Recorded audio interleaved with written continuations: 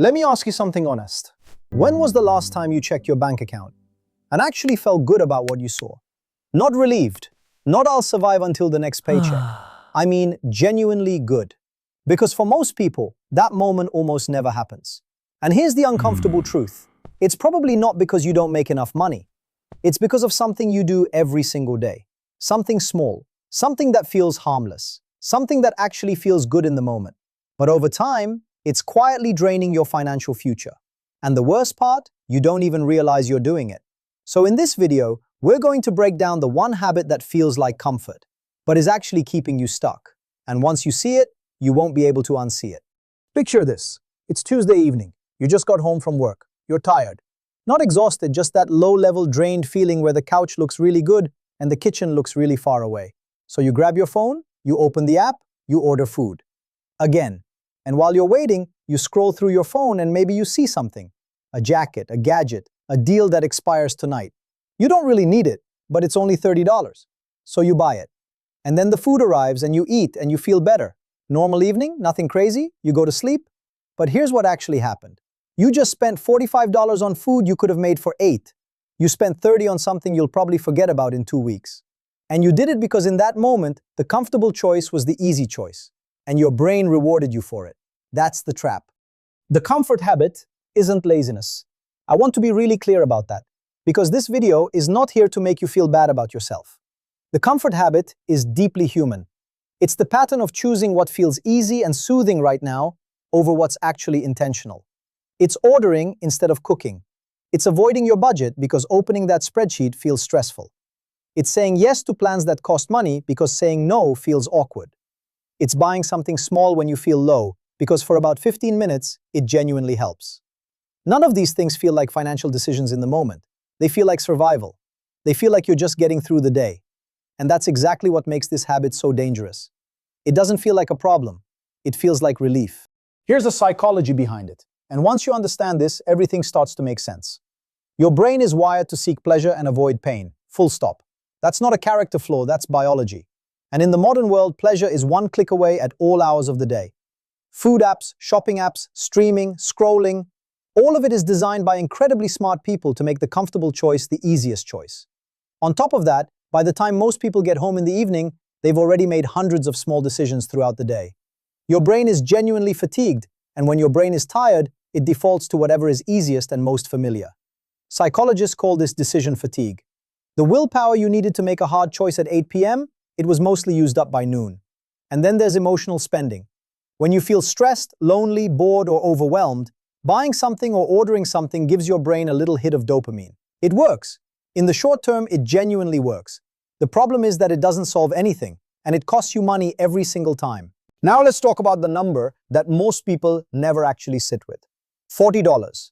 That's roughly what the average person spends per week on small comfort purchases. Coffee runs, fast food, impulse buys, random online orders. $40 a week doesn't sound like much, but $40 a week is $160 a month, and $160 a month is nearly $2,000 a year.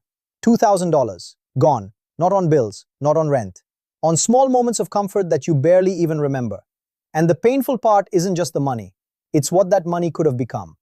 $2,000 invested consistently, year after year, compounds into something real, something that actually changes your life.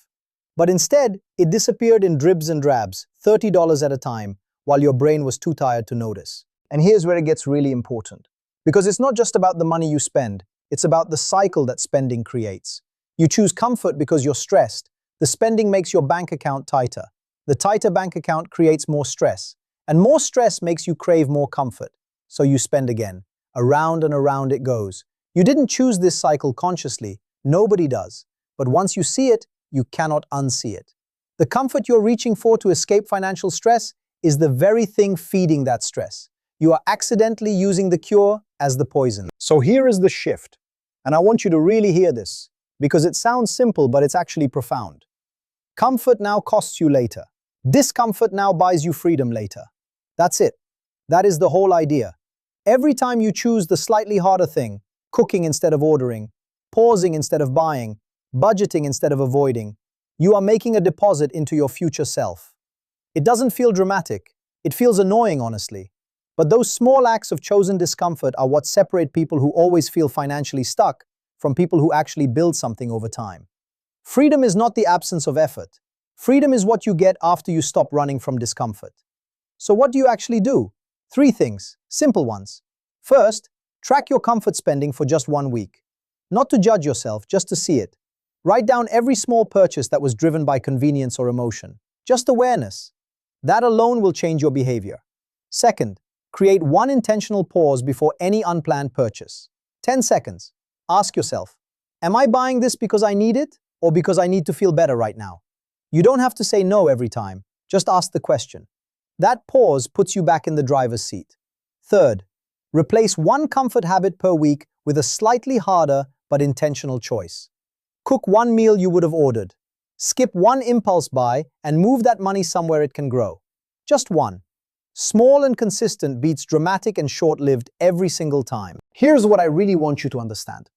This isn't about becoming some disciplined, joyless version of yourself. It's about becoming someone who is in control. Someone who makes choices on purpose. Someone who spends intentionally and saves quietly and builds slowly. That person is not a different personality type. That person is just you, with a slightly different habit. And habits can change. They change with repetition, not perfection. Imagine yourself 1 year from now. You haven't made massive sacrifices. You haven't gone on some extreme budget. You've just been a little more intentional, a little more aware, a little more willing to sit with discomfort for a few set before making a decision. And because of that, your savings account has something real in it.